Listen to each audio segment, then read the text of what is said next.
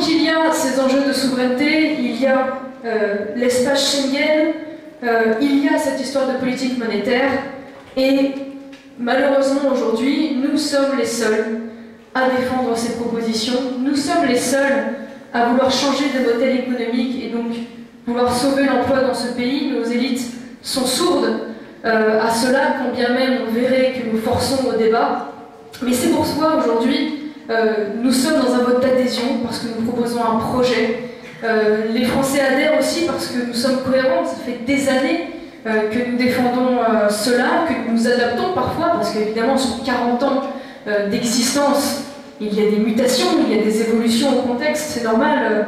Aujourd'hui, quelqu'un qui s'est engagé dans les années 70, c'était peut-être sur les plaies béantes de la guerre d'Algérie, c'était peut-être pour lutter contre l'hégémonie communiste. Aujourd'hui, la génération qui est la mienne, elle s'engage parce qu'elle a une peur de perdre son identité, qu'elle a des pertes de valeur, et parce qu'elle a peur de voir son pouvoir en tant que citoyen transféré à l'Union européenne, qui, il faut bien le dire, est une nouvelle forme, pour faire un parallèle, de totalitarisme politique.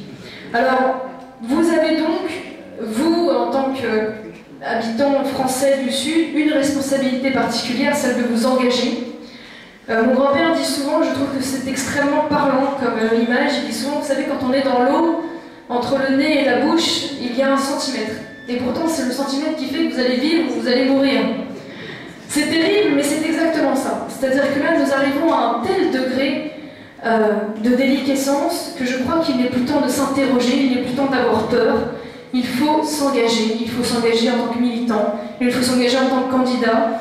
Il faut avoir le courage de ses idées, parce que demain, et notamment au niveau local, vu l'évolution des choses, eh bien, nous ne serons peut-être plus en mesure de défendre ces idées. C'est pour ça qu'il faut vraiment, je vous invite vraiment à venir sur les listes de Tarascon, mais également sur toutes les villes alentours, parce que nous aimons la France et nous avons le devoir de la défendre coûte que coûte, parce que c'est tellement bon d'être français qu'on veut que pour nos enfants aussi ce soit quand même comme ça.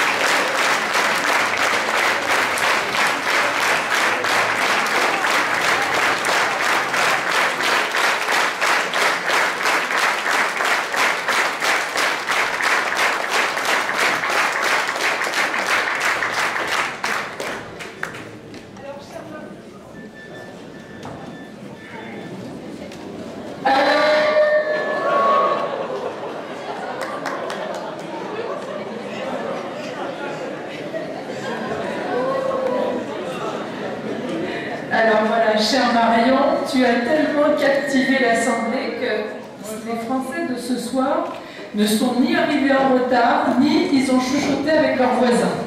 Donc je pense que c'était vraiment bon d'entendre tout ce qu'on a entendu ce soir et que, comme dit Marion, ça vous ait donné vraiment le désir de vous engager, parce que si nous nous engageons tous pour la France, il n'y a pas de raison que la France ne se redresse pas.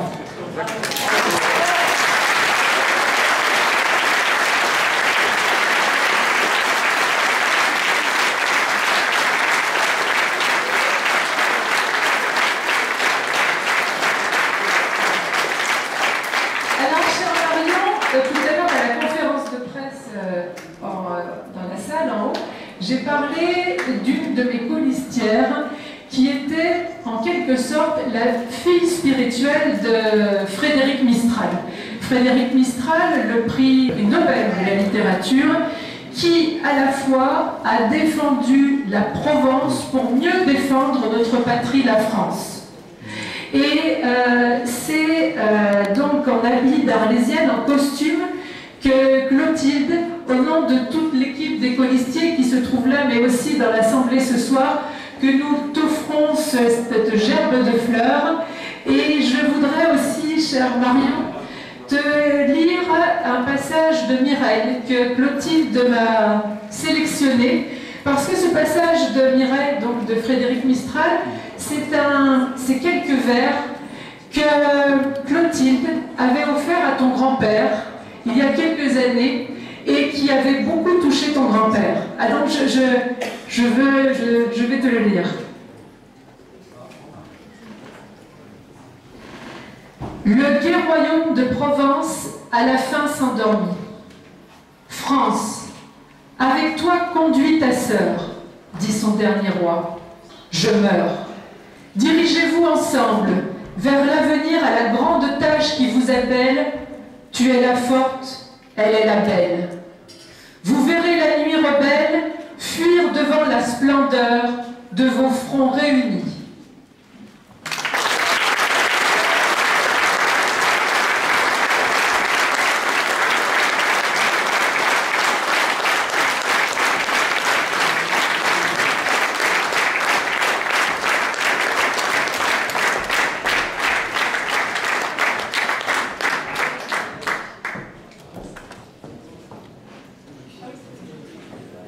Attention que je ne vous pas les tympans. Oui, comme toute, à la suite de chaque réunion du Front National, et qui plus est nous avons eu l'honneur, le plaisir d'y accueillir notre député national, je vous invite, en tant que Marseillais, à entonner notre hymne national, la Marseillaise.